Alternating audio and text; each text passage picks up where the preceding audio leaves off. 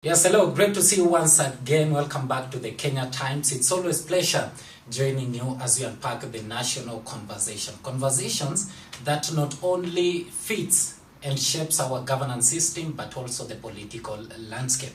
I'm your host, Nixon Jau, and today I'm delighted to have Justina Wamae. Karibu sana. Asante Nixon. Welcome to the Kenya Times. Thank you for having me. It's always a pleasure. I love the way you're doing your job on social media. You've really grown. Keep up the good work. Thank you. Yes. But then before we go into our discussions today, you have been in a silent mode for a while. Yes. Where were you? I went to have a baby. Now that Wota is a big boy now, but he can be left at home. So mother duties was calling at that time. Yes. And that is what made you to be silent. Yes, I went silent, that I focused on the baby. Of course, at that time I was offered a job during the Gen Z uprising, and of course the situation as it was, I didn't take the job. But later, there are people who went to court about that job, challenging its constitutionality. And I think 2 months ago the court said it was not constitutional for us to be given that job. So it was a good thing that I refused because the law hadn't been followed. Yes. And how has been parenting to you? Because you have talked about you are on a maternal leave. Yes. How was parenting to you? This is my second born, but of course it's challenging now in terms of the cost of living, paying school fees. It's more difficult now than it was before. I think it's because of the prevailing economic situation. Even diapers are costly. When I went to hospital, I was asking the nurse, the president said we'd be given 3 months of diapers, new mothers. I didn't see. So it's challenging considering the environmental conditions that you're facing with the economic side of it, yes. And last year, around July, on 8th, you rejected the job offer by the president, and you have just mentioned it right here. What really made you to reject? I felt that, after elections, I'd asked for a job. I told the president I'm ready to work. But after that, time had moved, visions had changed. That was water under the bridge. Working for this administration was something that I'd already moved away from. So one, it's because of the baby, but two, I felt our focus, we were not on the same wavelength. The president's direction and my vision, water had already, that was water under the bridge, working for this administration. So I felt my principles weren't going to really serve in this administration, and that is why I rejected. Yes. And that is why you said no. Yes, in a polite way. Of course, I noticed Kenyans were saying, you should have told him. So if you got the job, if you are not having a baby, you'd have taken the job. But I want to tell Kenyans that in as much as you have an issue with the current office holder, just respect the office. And that is where I responded in a respectful way. Because one day I'll be the one who is sitting there. We don't know. I wouldn't want a case of, which I feel is what the president is going through now. I wouldn't want a case of karma. And Nixon, when I look at the way the President Uhuru was bitter when Deputy President Ruto was moving around, even when he was talking about Tanga, he looked bitter and angry because he felt his deputy was not supporting him. It's not the same case. The current President Ruto is going through the same. So if I wouldn't want karma to come, that even someone rejects my job in a rude way because they don't respect me, I would like Kenyans to also respect the office itself, even if you don't respect the office holder. Yes. And many people really knew you during the 2022 general election. Yes. You were the running mate to George Wajakoya. Yes. And your boldness, many people were wondering, who is this Wamae? Many people are now beginning to know you. Did you ever been in a political field before, the 2022? Yes, 2013 I was supporting an MCA. At that time, people were told you can be nominated if an MCA wins. Of course, our team lost. 2017, I vyed for MP Mavoko constituency, that is in Machakos County. And the lessons you learn with time is that when you're given an opportunity, like today I'm sitting here, I need to maximize, I need to take advantage of the situation. So I wanted to put myself out there, taking advantage of the situation and positioning myself so that Kenyans can see there are other options. I remember there was an argument that I should go for the debate, but I felt like this platform will never come back again. If I miss it, I've missed it. So even in women in leadership, when they ask me, what do you do? I always tell them, take that opportunity at that time. Achana na kufikiria kesho. Just focus on the opportunity that has come today, because you might not get it at another time. So for me, it was about presenting myself fully. So that is why Kenyans realize or they notice me, because I knew if this opportunity goes, it's gone. Mm-hmm. Yes. And you recently commented, on the government. Yes. And you said that the government should be honest with its people. Yes. That is Kenyans. Yes. What specific areas do you think that Kenya, the current administration, should address transformatively? One, they had promised Kenyans they are going to make public the public debt, the debt register, which they have never done. And then you see this controversy or who has borrowed more between President Ruto and former President Uhuru. So, and then we are being told that there's a lot of money that 7 shillings, every 7 shillings out of 10 shillings is going back to debt repayment, meaning not even money for, or once you pay debt, you have to pay salaries, you have to pay. So meaning there's no money that is being left for development. And then there's also the issue of infrastructure bonds. People are always buying, treasury bonds and all those things. So government is being seen to borrow from the private sector, which ends up, of the local banks, which end up crowding out in the private sector.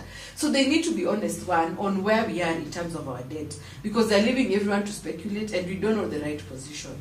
Something else the president should tell us is he really committed to bottom up? I remember when he was going through the campaign, he would sit down with a notebook and write the problems. So he already knows the problems ailing Kenyans. And that is why he was voted for overwhelmingly, because of bottom up. People believe that Butu wa boda boda, Mama wa mboga, his promise was there. So is he really committed on it? Because not everyone looks like they're against him. Where did he should come back and tell us, or rather he should reflect on where he lost the people. So those are the issues I'm thinking they should change. Another thing is, why should World Bank or IMF tell us that the economy is growing when Kipra and Kenya National Bureau of Statistics are telling us different figures? Where are those people telling us? We are the ones who should be saying our economy is growing, because now when I'm paying school fees, I can afford to pay school fees without the teacher writing or the headmistress reminding us to pay. I can afford to fuel my car. Right now when you put 1,000 shillings, it's less than 5 liters, because considering the cost of fuel. So they need to be honest with themselves and come to the ground and understand that we are not angry with them. We are only angry because the economy is not working for us.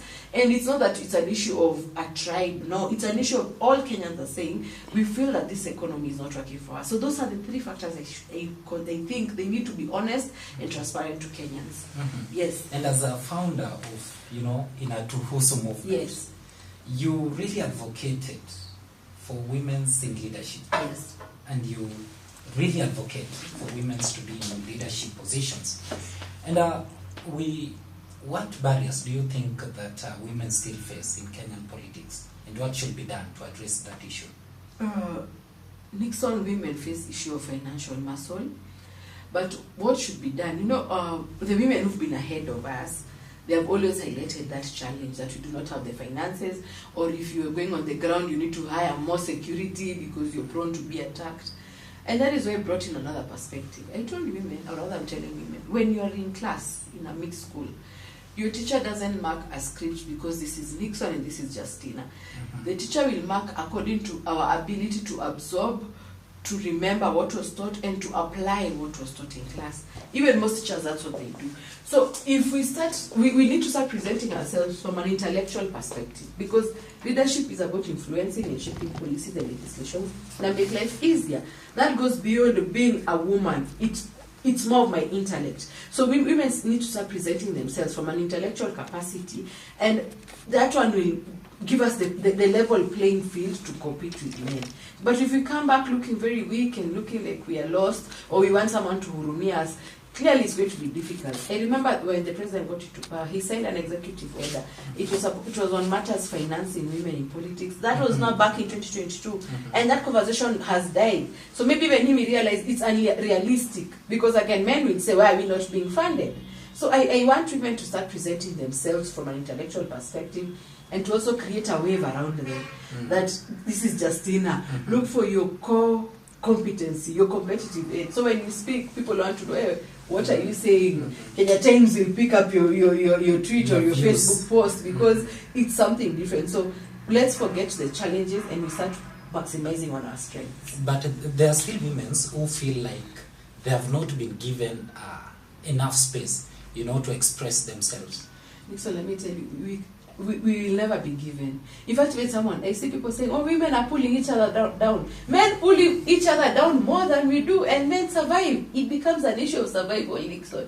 So I feel like you cannot be given. Fight for that space. And that is why I said, when this opportunity to be running mate came, to be honest, Nixon, after 2017, I gave up on politics. I felt like I'd just given up. I hated the whole experience. After losing the MP position. And what had broken my heart is the fact that I'd ran around supporting Jubilee Party, I'd paid party fees, and then we never had nominations for that seat. The ticket went to the late Kalembe Ndile. I was never refunded my money. And that's when I see Jubilee in turbulence. I'm very happy. I'm like, that is karma for you.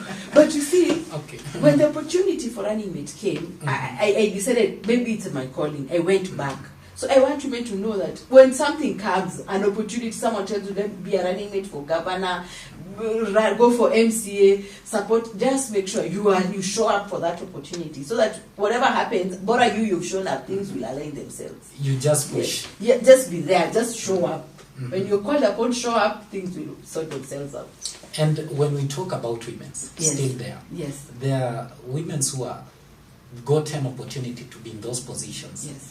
And we don't see them fighting for other maybe reforms that supports women who cannot manage to be in the spaces they are. What is your reaction on that? I think it should go back to what is your motivation for being there. This when you look at our economy, the only sector that is thriving is politics. I feel like most people who are in politics are there for purposes of self-preservation and survival. Because now you're used to earning a large salary, then wherever you are or your business is failing, people go into politics. So you're not even motivated to change the lives of Kenyans or make life easier. So when you get there, you're focusing on what you're earning. That's it. And I feel even the women reps positions we have, when you see them, the most they give is pads. And when you ask, they say, oh, we have a small kitty. I always argue, at their level, they can influence a policy that allows the economy to work. Even parents can afford to buy pads for their daughters, instead of giving us handouts. And that is why even I feel Parliament has failed, because they don't focus on oversight, they don't focus on representation, they don't focus on the other legislation. And why is it that all the time the Auditor General is telling us money has been lost, money has been lost? The Auditor General always does a report, but it has to go to the National Assembly. Then it dies in there. So they are not doing, let me not say just women, everyone in the National Assembly, or even those ones in the Senate, they are not doing their role of influencing and shaping policies and legislations that make life easier for Kenyans. Because when that 540 million that is being mentioned by the Auditor General that it's lost, that is money that would have been put into good use. Right now, boarding schools are closed in Nixon. Because there's no money to feed these kids. I've seen kids, I don't know which school in Kisumu or Homa Bay. They're saying that their principal has run away. And I understand the principal's position. If you can't feed these children, what do? They got a capitation of 83 shillings. Nixon, what do you do as a principal? You better run away instead of staying there, because you cannot provide for these children or these students. So I feel when we shift the conversation from female and male to how their intellectual capacity in making life easier for Kenyans, we'll have a different conversation in the country. Yes. And let's go back a bit during the 2022 general election. Yes. During the debate, you were very bold. How did you feel then? Oh, like I said, this is a platform that came. And I remember we even disagreed with my party leader. He didn't want me to go for the debate. But I felt like at times you have to build your own career. The opportunity has come. Unfortunately, to win a seat in Kenya becomes a matter of life and death because of the money you've invested. So if the economy is working, Nixon, not many people will be attracted to come to that. The issue of demand and supply. Only those who are called to lead or to change the country will vie.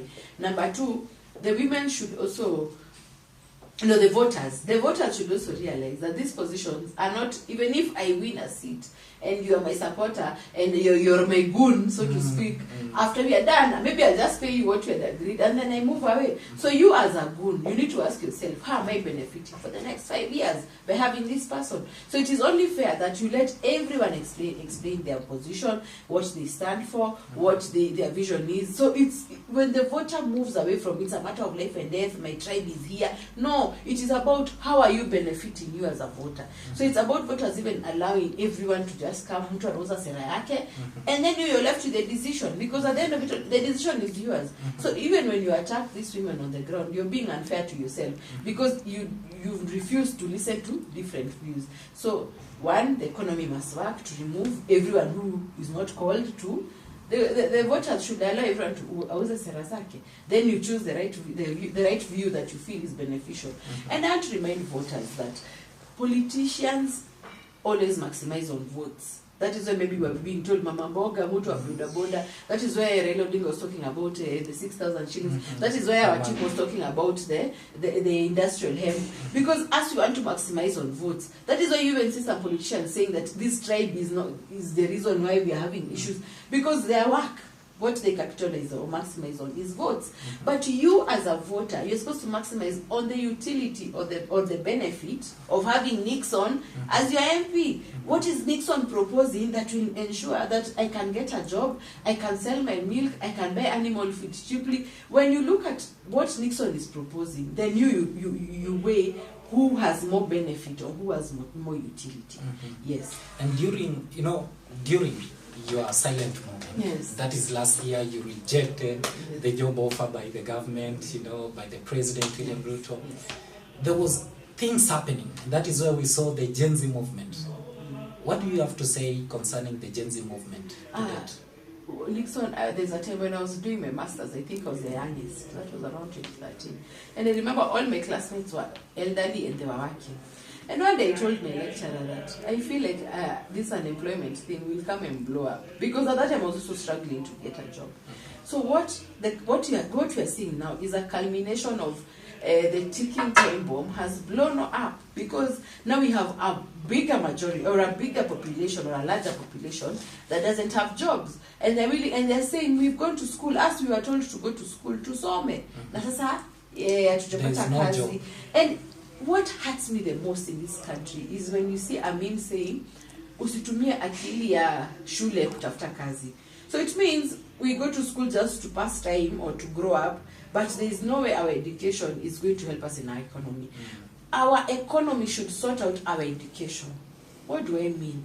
That the gap in the economy in terms of these skills, in terms of these professions, that is the gap that should always reflect in our education system. So when people argue that, CBC is bad, we go back to 844, I always argue, what is our economy talking about training these professionals? It's not that the education should push the economy. No, it's the economy that should push the education system. Because we need to teach people according to the skills that are required in the economy. Remember, why do we have unemployment? Because unemployment is because the people have the skills, but they're not required in the economy. So that if they were required or if there was demand for these skills, then people will be getting jobs. So we need to flip how we see education to it should be economic. Our economy should drive our education system. Yes. And the Gen Z have become,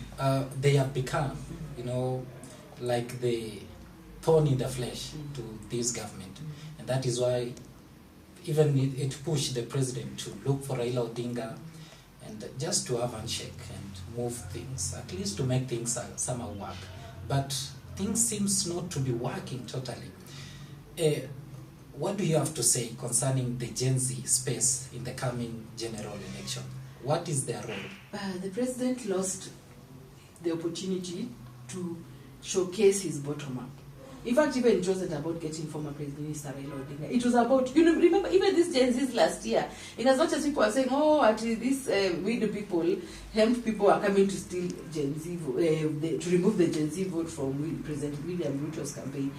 What we were doing, most of the Gen Zs were saying, William Ruto, the candidate, was making more sense. So it was a matter of him working without even going to look for Raila Odinga. Delivery. But you see him, he's still stuck in the politics of 1990 and Moi. That Moism is what is pulling him down. Because during Moi's time, we didn't have the information, we didn't have freedom of speech. Communication was poor. And then they used to control media. So even the information we are getting is controlled and sieved. So what he would have done is just deliver on his bottom up. Because many people say the manifesto was good. It was about him creating opportunities for these Gen Zs. But something I tell Gen Zs, when they keep on saying, oh, I am leaderless, we are leaderless, we are partyless, we are formless, it gets skewed. Though I get the strategy, they are saying, oh, when we say we have a leader, they end up being compromised. But one thing I want to insist, they need to take when IBC says that we are registering for votes, and I don't know that IBC is still working on boundary delimitation, because again, we have to register when they do that. They need to register as voters. And it's not just registering as voters. They need to identify with political parties that are also, they feel that their voice will be heard. And they also have to volunteer as party agents so that they protect the vote. So it is not enough to say we are going to State House to remove President William Ruto. It becomes an issue of loss of life. And then now, what I think is that because we want stability in our country, let's do things the right way. Register as voters, look for a political party that you feel serves you, volunteer as a party agent, protect your vote. But saying that we're just there floating, you lose the plot. It won't work. It won't work. Because let's fight for us to do things within the limits of the Constitution. Yes. And what do you think is the disconnection actually between the president and this movement, these Gen Zs? When you look at where the president came from, I remember he says his first car, he was given land by Moi and he bought a car or something.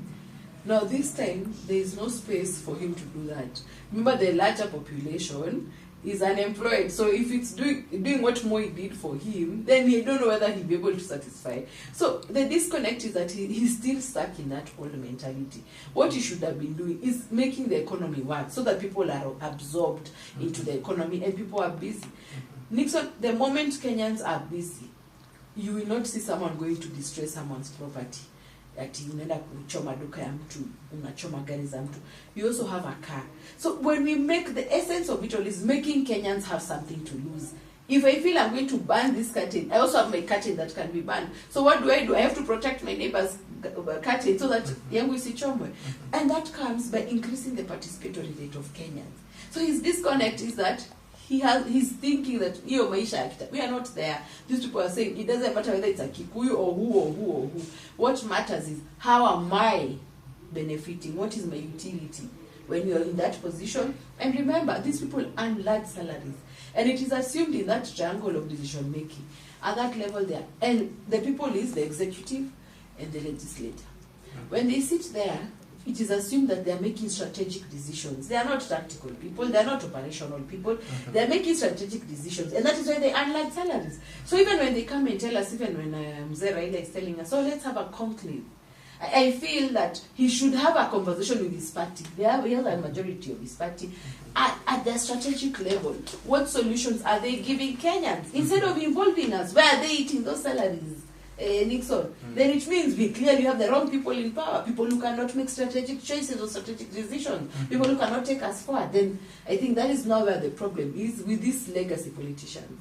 They have refused to see the future of it all. They're still stuck in the old ways of doing things. You say legacy politicians, yes, like Willis, or Akili Willis. So let's come here now to Raila Odinga. Yes. A few weeks ago he said that, you know what, we have to come up with a national dialogue. We need to have a conversation as a nation to address the challenges that we are facing. And he said a conclave, the way you have put it. So what do you think concerning that? That's a national conversation to address the challenges we are facing as a country? No, it is time wasting. Like I say, the president, when he was campaigning, he sat down, he was writing the problem, and the problem was informing his manifesto. So one, he should do his job. Former Prime Minister Raila Amolo Odinga, he has, his party is large, he has representation in the National Assembly, he has representation in the judiciary, he has experts in cabinet. For God's sake, can you go and sit down and say, us as ODM, this is what we propose as a solution? Where are they earning those salaries? Then we're talking, they let people who can make decisions, who can think, who can be innovative in terms of policy and legislations, proposing. Wakuja engage kazi. Because when they call us to that table, asking us for decisions, then they're absconding their job. So I think it's time wasting, and he needs to realize one thing. When it was an issue of multi-party politics, that is something we could have discussed. But there is the issue that the economy is not working for Kenyans. It is doing your job. Look at business policies. Look at best practices. How should we prevent loss of misappropriation of funds? Those are not things that citizen wakuja kusema. You do it. Just do the job. So you mean the challenge now comes, the challenge and the main problem is with the legacy politicians? Yes, they're still stuck in the old ways of doing things. And how can we now get rid of them? We need to vote. Vote for people who are making policy proposals. I have a problem. Kenyans are ready for that? That is where now I'm telling them. I have a problem with a politician who comes and say, I'm a ranking member, I've been in parliament for 25 years. What have you been doing? Clearly you failed, because you failed to see the vision. You failed to see that for the next 25 years I'm sitting here. What legislations am I influencing to even prevent this the fact that people are unemployed? So Kenyans need to start voting for what is this person saying. And it's not just that just what are they saying. How is it tied to the vision or the future of this country? So it goes beyond saying, and I want, even when reporting is done, it goes beyond saying, Justina said this. Justina, the Justina the person. We should focus on Justina is saying we need to order the disorder one in the factors of production. So when we analyze what has been said, Kenyans are beginning to see that these proposals, these policy proposals, these legislative proposals are going to benefit us in this way. But if we just say Justina, so okay, it is not enough to just say Justina. We need to say, okay, beyond her being there, what has she proposed? What is she saying? And that is not the tragedy, because unfortunately, you being the media looks out for the sound bites, something that is juicy, and then maybe we lose out on the important facts, and then you see citizens get lost in all that. They don't know what someone is saying. Yes. Now, when you talk on that, there's also a point here that Wakili Willis was saying. We were here with him, and he was saying now Kenyans are, benefiting from the leaders they choose, they elected. So do you mean that now there is also a challenge with the leaders, with Kenyans, in terms of electing leaders? Yes. Kenyans, we won. Someone goes and asks, what is your tribe? So they don't have to say what you stand for. One, your tribe, ukona bibi. I don't know why I'm a bibi, are you married? I wonder how that ties into the conversation, because it is not about my reproductive parts. It's about what I'm saying, and it's my intellect. So even the voters, and I feel like maybe it's the fact that IBC is not given enough budget for civic education, so they want us to just be without knowing what we are doing. So even the voters do not know how to ask the right questions. And I think that is why the Gen Z were saying they'll hide their parents' IDs, I think, because they feel even, yes, because they feel like this older generation is failing them. So even the voters, true, they fail, because you can even see that they end up voting, they vote for the wave, Suti. So that's the fact that, but I think they've learned. 2022 they voted for Suti, but then how are they benefiting? Kenyans are still complaining. So it's not even about Suti, it's about what is this person saying? Is it making sense? Because I even feel our National Assembly or Parliament is held hostage by the fact that there are two majority parties. We could do mix and match. Let the conversation be different. Let people have different proposals, so that at least Kenyans benefit out of not having at least two parties will again come and merge, and then the National Assembly becomes, they say it becomes captured and it lacks a voice. Because even now when you look at politicians who are not aligned to government, they say that they can no longer even do anything. So they're earning a salary while doing nothing. Yes. We saw during the Maandamano, several Gen Zs were killed. And what reforms do you think that should be put in place to ensure that law enforcement agency also protect the protesters? One is that when I feel when there's a police are notified, there'll be mandaman, and they don't say mandaman, they say peaceful demonstration, which is according to Article 37. The police then should not come there, because when you look at most of the time of the demonstrations, before the police come, there's so much calm. But when the police come, it becomes an issue. So one, the police should not interfere as long as you've been given notice. Maybe the only way is if some people are misbehaving, but they should let it just flow. And I think even as a parent, sometimes you let your children mess so that they learn. So if you let them do their peaceful demonstration and they go hand over their petition to the relevant public office, maybe we can judge that, hey, these Gen Zs are peaceful or not, without police interfering. Something else I've always argued is I feel like the age of the police, when they're recruited at 18, they're still young. Nixon, at 18 years, you don't know life.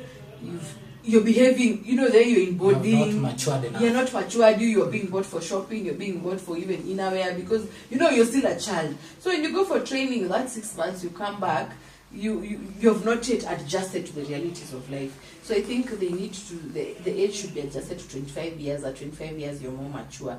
Something else, I see how our training is done. You see there's Kiganjo, there's GSU and AP on Eastern Bypass, Utawala.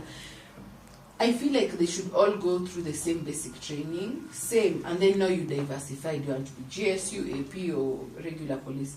That one would also change how they act, because you see, they say that they have this combined, when they're coming for demonstration or riot control, they come as the three of them, different of them. So I feel like one team has been taught to do this, the other team, so they lack consistency on how they handle it. But the most important, Nixon, our economy must work.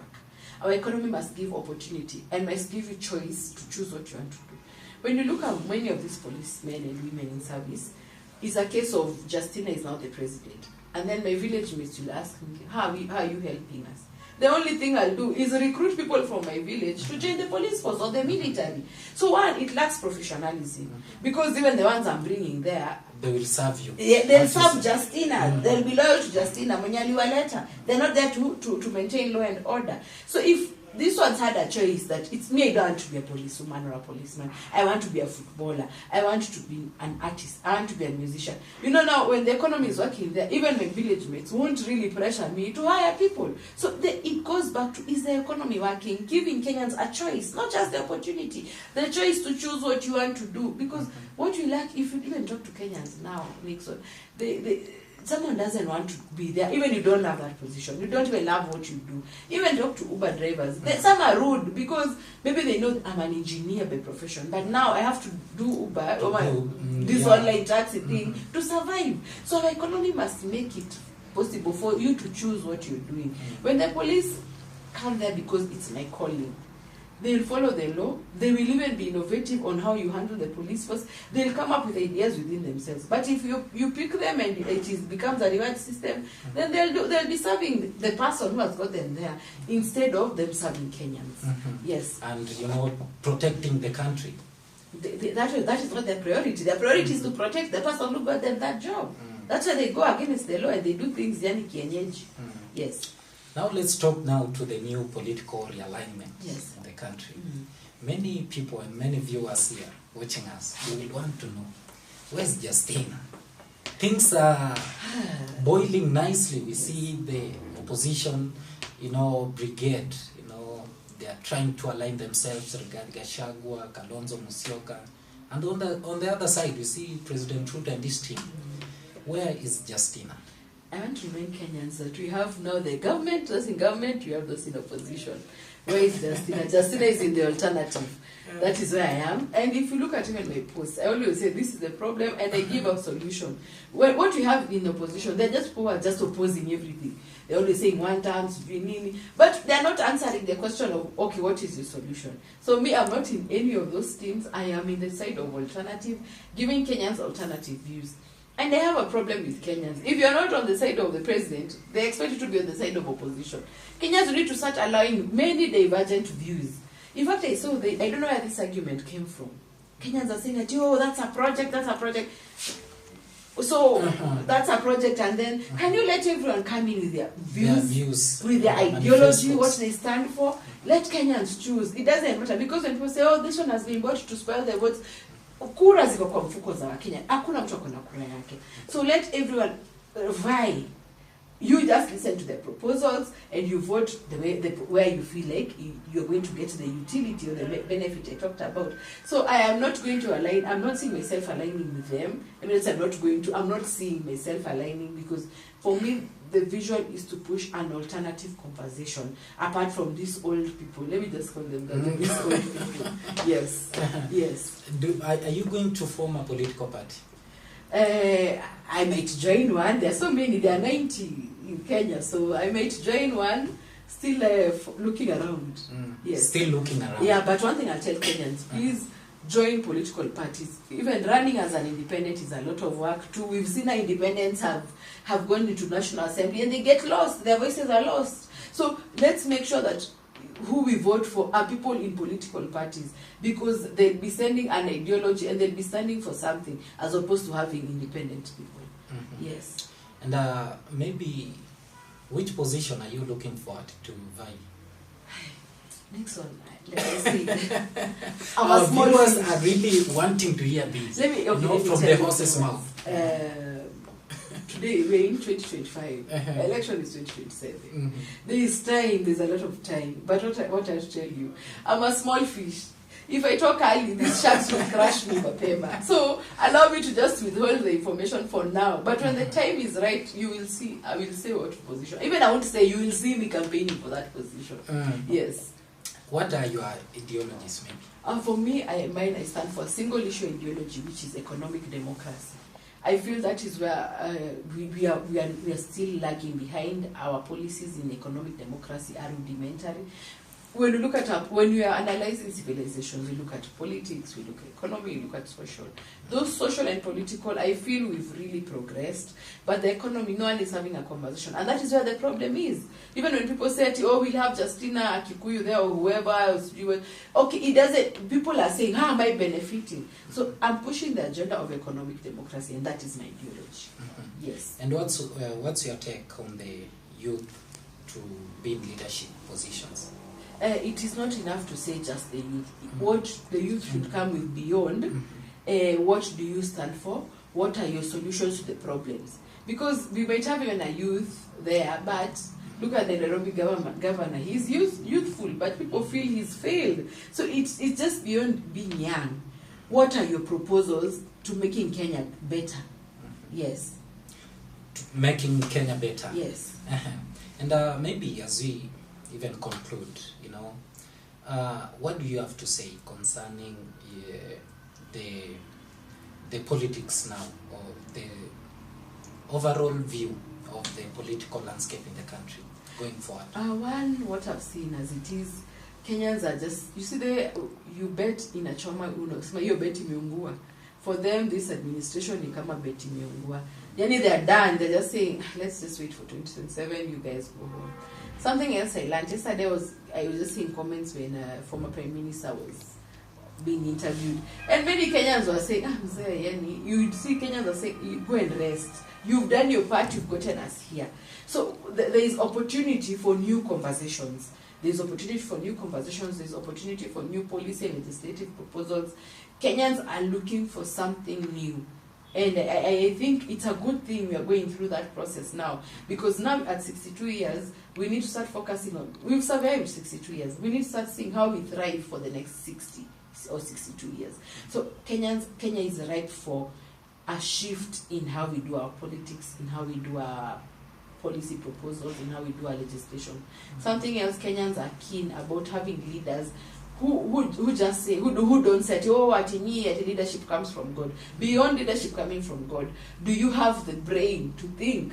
Do you have the brain to come up with solutions? Do you have a brain to create employment? Do you have a brain to allow Kenyans to choose? It's not just having opportunities, to make a choice.